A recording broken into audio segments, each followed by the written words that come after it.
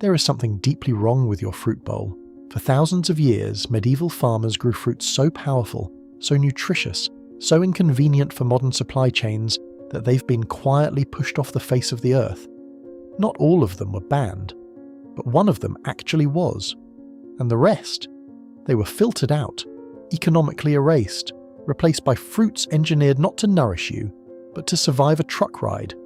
Today, we're going back to the orchards of Charlemagne, back to monastery gardens where monks grew fruits that could heal fevers, prevent scurvy, and outlast entire winters. Back to a time when fruit actually tasted like something. These are the 7 medieval fruits that big agriculture wants you to forget, and by the end of this video, you'll understand exactly why. Before we get into the fruits, you need to understand something important. The word banned is a spectrum. On one end, you have fruits that were literally targeted by government policy, eradication programs, federal regulation, the whole thing. On the other end, you have fruits that were simply too inconvenient, too fragile, too honest for the modern food system to profit from.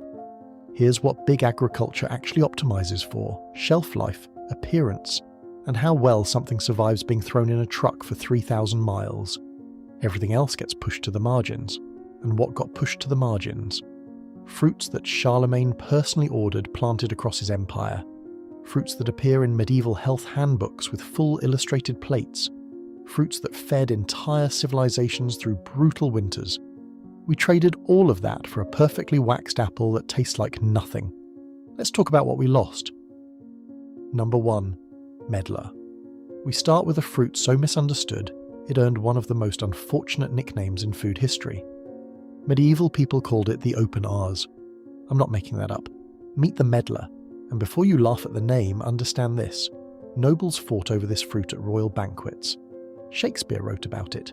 Charlemagne's estate managers listed it as a required orchard tree. The Capitulare de Villiers, a Carolingian estate management text tied directly to Charlemagne, lists medlar as mespilarios, right alongside quince and mulberry, as standard elite orchard stock. This wasn't a curiosity, this was a staple. Here's the wild part. You can't eat a medlar fresh off the tree. It's rock hard, bitter, and completely inedible. Instead, medieval farmers had to let them blet, a controlled ripening process where the fruit sits in cool straw storage for weeks until it turns soft and brown. To a modern eye, it looks rotten. To a medieval palate, it was liquid gold. Once properly bletted, the flesh becomes creamy and custard-like, with a flavour that combines spiced applesauce, sweet wine, cinnamon, and dates. Medieval cookbooks from the 1200s contain dozens of recipes for medlar tarts, jellies, and wines. The Taquinum Sanitatis, a medieval health handbook, features a full illustrated plate of the medlar, framing it as a legitimate dietary staple. So why did it disappear? Because a bletted medlar looks like something you'd throw away, and modern retail cannot sell something that looks like rot, no matter how extraordinary it tastes. Medlar wasn't banned, it was filtered, by optics, by logistics, and by a supply chain that rewards pretty fruit over real fruit. The USDA still maintains medlar germplasm through its national repositories. Specialty nurseries still sell it, but you'll never see it in a supermarket, and that's exactly the point. Number 2. Serviceberry. Here's a fruit that lives in plain sight, and somehow nobody notices it. Serviceberry, also called Juneberry, also called Saskatoon. You've probably walked past one today. They're planted everywhere as ornamental trees, in parks, along sidewalks, in suburban gardens, beautiful white spring blossoms, followed by small blue-purple berries that taste like a cross between a blueberry and an almond. And yet, almost nobody eats them. Medieval kitchens used wild fruits constantly, but not everything made it into the surviving elite paperwork. The Carolingian estate list mentions sorb trees. The names got scrambled over centuries. The serviceberry became the missing document fruit, common in life, rare in ink. So why doesn't it scale today? Small berries, uneven ripening, intense bird competition, fire blight risk that adds management cost, and a fruit that falls awkwardly between ornamental and food crop. So the agricultural system never fully claimed it. It's everywhere, and it's treated like it's nowhere. This one wasn't banned, it wasn't even filtered really, it was simply ignored. by a food system that only sees value in what it can standardise, package, and ship. Next time you walk past a serviceberry tree in spring, pick one. You'll understand immediately why medieval people didn't need to be told to eat them. Number 3. Quince. If Medlar was filtered by optics, quince was filtered by something more insidious. It was filtered by convenience. Quince appears in the Carolingian estate orchard list as cotonarios. It appears in the Taquinum Sanitatis with a full illustrated plate. It appears in the form of curry, one of the oldest surviving English cookbooks, as a recognised kitchen ingredient in elite medieval cookery. Ancient Greeks considered quince sacred to Aphrodite. Medieval couples exchanged quinces at weddings, believing they ensured lasting passion. The fruit's transformation from hard and bitter to soft and sweet was a metaphor for marriage itself. And here's a fact that will change how you see your breakfast table forever. The word marmalade originally described quince preserves, not orange jam. Portuguese cooks created marmalade from quinces centuries before oranges became common. The fruit's extraordinary pectin content created preserves that set perfectly and kept for years without spoiling. So what happened? 2 things. First, quince usually needs cooking. You can't bite into one like an apple. In a world that now demands fruit you can eat while walking, that's a death sentence for market share. Second, quince is one of the most fire blight susceptible fruits in existence. Erwinia amylivora tears through quince orchards. Managing it is expensive. Resistant varieties help, but the economics are brutal. Quince didn't disappear because it's worse than an apple. It disappeared because it demands a different kitchen, a slower kitchen, a kitchen that has time, and the modern food system decided that time is money, and quince costs too much of both. Turkey still grows it commercially, specialty nurseries still sell it. But the medieval world's most fragrant, most storied, most romantic fruit has been reduced to a niche curiosity. Cooking time became a hidden tax, and quince couldn't afford to pay it. Number 4. Cornelian cherry. This one isn't actually a cherry. It's a member of the dogwood family, and it was medieval Europe's secret weapon against plague, fever, and death itself. The cornelian cherry appears in Physica, attributed to Hildegard of Bingen, one of the most influential medical minds of the medieval world.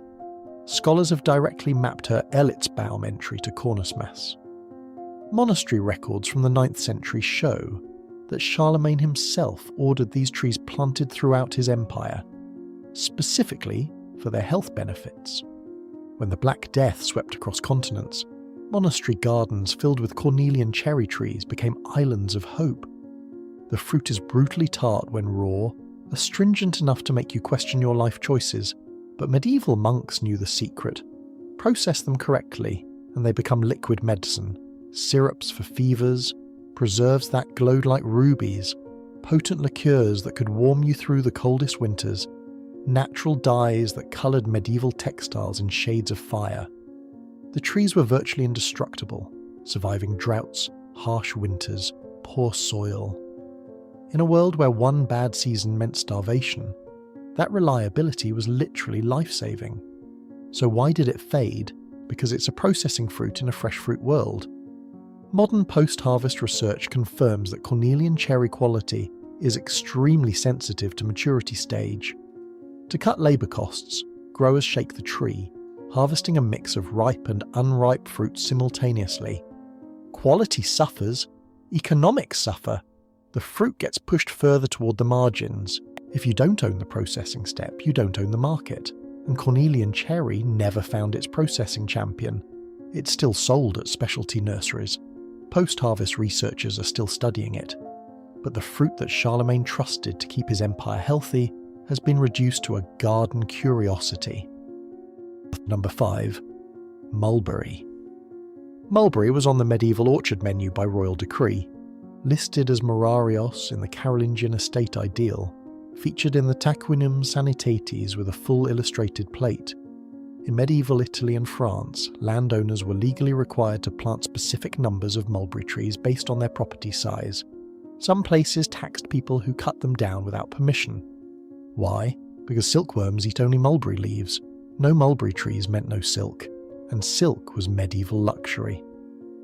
But here's what the silk obsession accidentally created: an abundance of one of the most delicious, most nutritious fruits in the known world. Mulberries come in white, red, and deep purple varieties. The dark ones stain everything they touch with juice so intensely coloured it served as natural dye for centuries. Some medieval manuscripts were written with mulberry ink that still holds its colour today. Over 700 years later, medieval herbalists prescribed them for sore throats, fevers, and blood purification. A single tree could feed an entire family for weeks. So what killed mulberry's commercial future? One word: perishability. Food science literature is blunt about this. Mulberry fruits are highly perishable because of their soft texture and high water content. They bruise if you look at them wrong. Their fresh market life is measured in hours, not days. You cannot build a supply chain around a fruit that expires before the truck reaches the highway. Mulberry wasn't erased by policy. It wasn't filtered by disease. Logistics erased it. A fruit that bruises if you look at it wrong simply cannot compete with apples engineered for trucks. It survives in home gardens, in specialty orchards, in the hands of people who understand that the best fruits are the ones you eat 5 minutes after picking, and that's exactly the problem. Number 6, crabapple. In a 15th century English dictionary called the Promptorium Parvulorum, there's a simple entry that changes everything. Crab, apple, or fruit. Medieval people recognized crab apples as a legitimate food category, not a decoration, not a landscaping choice. Food, and they were right. Before lemons were common in Northern Europe, crabapple juice provided the acidic punch that transformed medieval cuisine. Medieval cooks pressed them into verjuice, a sour cooking liquid used exactly like we use lemon juice or vinegar today. Their extraordinary pectin content made them perfect for preserves and jellies. Their high acid content naturally preserved them for months in cool cellars. And crabapple cider? Complex, long-lasting, potent, and in an era when clean water was often contaminated, crabapple cider was literally safer to drink than water. The trees themselves were survivors, growing in poor soil, withstanding harsh weather, producing fruit even when neglected. Medieval farmers planted them as boundary markers, knowing they'd outlive generations of human owners. So what happened? The modern world didn't ban crab apples, it reallocated them. Consumers wanted larger, sweeter dessert apples. Crab apples became ornamental. Their culinary identity was erased, not by policy, but by preference. Supermarkets treat them like an ingredient, not a category. But here's the thing, the fermentation movement is bringing them back.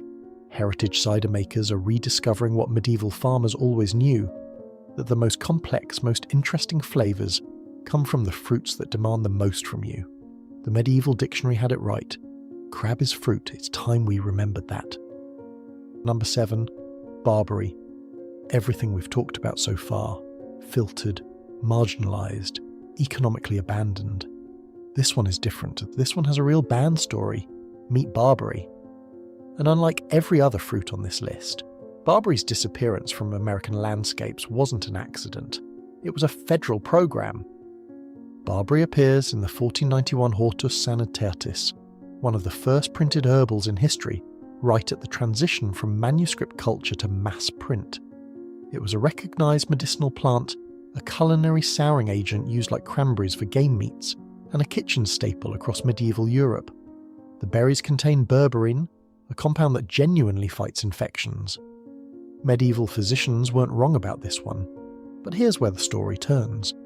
Common barberry, Berberis vulgaris, is an alternate host for wheat stem rust, Puccinia graminis, one of the most destructive crop pathogens in agricultural history. When the rust fungus lands on barberry, it doesn't just survive, it sexually reproduces. It generates new genetic combinations, new races that can overcome the resistance of wheat varieties that were previously safe.